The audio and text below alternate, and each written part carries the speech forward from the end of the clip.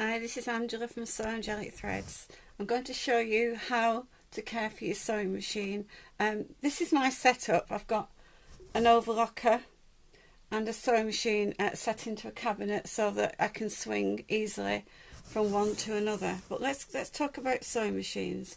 This is probably a bit more advanced than one that you would want to buy straight off. It does thousands of programs, literally. I'll just turn the light off and you can see it better. The first thing you need to do when you get a sewing machine is to get your manual out. I always keep my manual with my sewing machine and refer to it constantly. You will get a quick reference guide, which, I mean, mine's quite a tome, but yours will be much easier. You'll probably just get a sheet of paper, but in it, it will describe what tools come with your machine, what accessories are with it, what you can add to it, and it will give a threading guide. Now, the most important thing with any sewing machine is to thread it correctly. So, even if it's not the first time you've ever threaded a machine, do please look at your threading guide and keep it handy and learn it, because there's a right and a wrong way to thread a machine. My sewing machine has got lots and lots of different functions on, from basic stitches to embroidery stitches to overlock stitches. It will sew in squares, it will sew diagonally, it will do a lot. Yours will be more basic. Mine's got an LCD display here to tell me what stitch I'm using, and yours probably will just have manual settings. So, but other than that, all machines are the same. You will have somewhere to wind your bobbin thread. You'll have a bobbin which has to be threaded the correct way, and it all leads down to a presser foot. Somewhere you'll have a compartment to store extra feet and other accessories. But let's get started. To thread a machine, first of all, I would turn it off. Then you're in no danger to yourself. You need to raise the presser foot. The presser foot is what is on the end of the machine next to your sewing machine needle. You need to raise that, because by raising it, you will open all the tension dials that are around here, and it will enable the thread to go in the correct place. So take a bobbin of thread.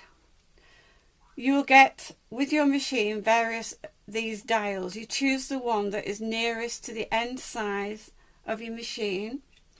On your machine, it will show the direction the thread has to go, and for me it has to go with the thread coming out from the bottom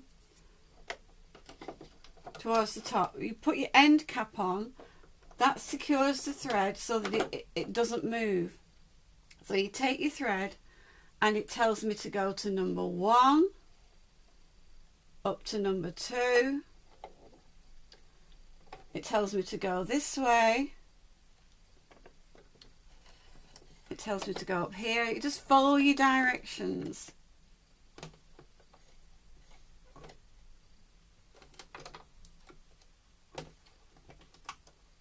It would help if I turned it on, of course. Most machines these days have a self-threader. So all you do to thread your needle is just press that lever and your needle is threaded. Once you lower your presser foot, you'll find that your thread is more tight. And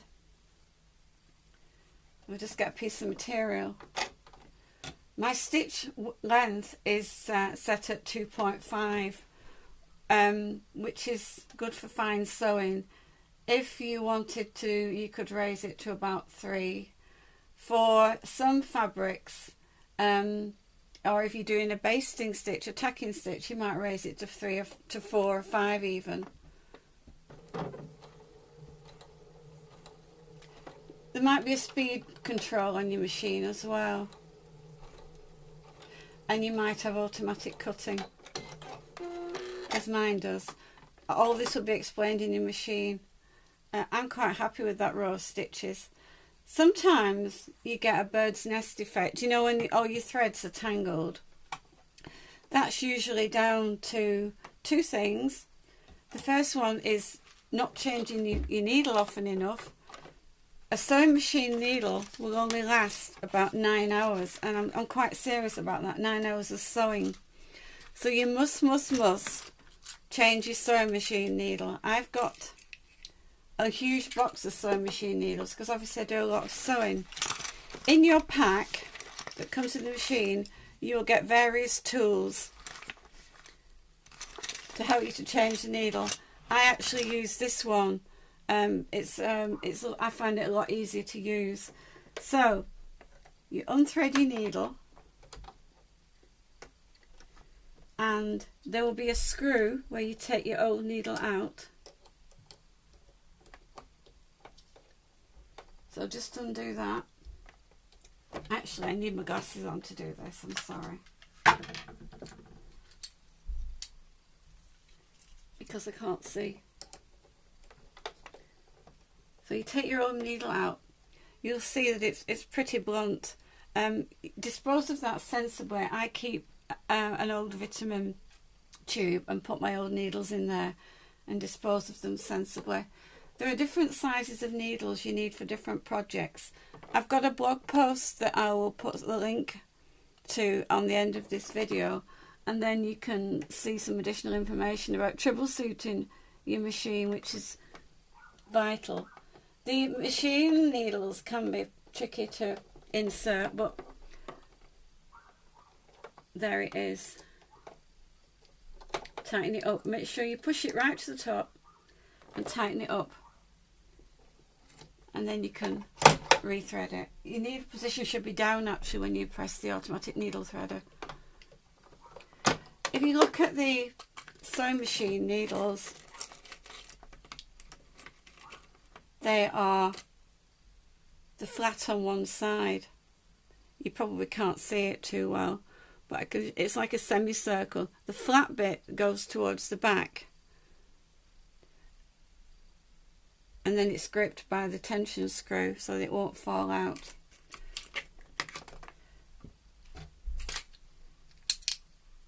Your bobbin will either go in the front loader, or more typically these days it will go in the top like that. I always thread 2 bobbins when I start any sewing project, just so that I've got a spare one. Again, on your sewing machine there will be a diagram of which way your bobbin has to go. Now mine has to go that way. Never ever ever mess with your bobbin tension. If you've got a problem with your sewing machine, quite seriously, the most likely cause is that you haven't changed your needle, or you've threaded it incorrectly. So when you're threading it, you raise your presser foot to release all the tension discs, and then when you come to sewing, you lower it. Okay, and that's it basically, just to start you off on a sewing machine. You will need to clean it from time to time. There are little brushes that come with your set, but I use just a little paintbrush to get rid of all the lint. There are different machine stitches that come on. Mine has a zigzag, an overlocker, and everything else you could need like that. So any questions, please ask me, and I'll come on live later and explain them all to you. But that's just the basics of getting to know your sewing machine. I always keep my manual at hand, mainly because it's got so many stitches. I can't remember the settings for all of them exactly, but other things, I want to learn new things. I want to know how to do things. For example, I want to know how to put a zipper in. I want to know what this strange foot is for. It's actually a brilliant little gadget to sew buttonholes. there are lots and lots of different tools and accessories you can buy to help your machine. That's a zipper foot. You can get those in 2 widths actually. I prefer a slightly narrower one. But you can buy these from your supplier. The supplier I use is actually jcots.co.uk, who are based in Chester, and I recommend them for any sewing machines. And if you mention me, Angela, you never know, you might get a little discount. So I buy all my sewing supplies to them. I'm in fact contracted to them because I am their blogger as well as my own. So I'll put the link up to troubleshooting your sewing machine. Then you can read what I've just described, and I'll talk to you again soon. So thank you for watching this. Bye.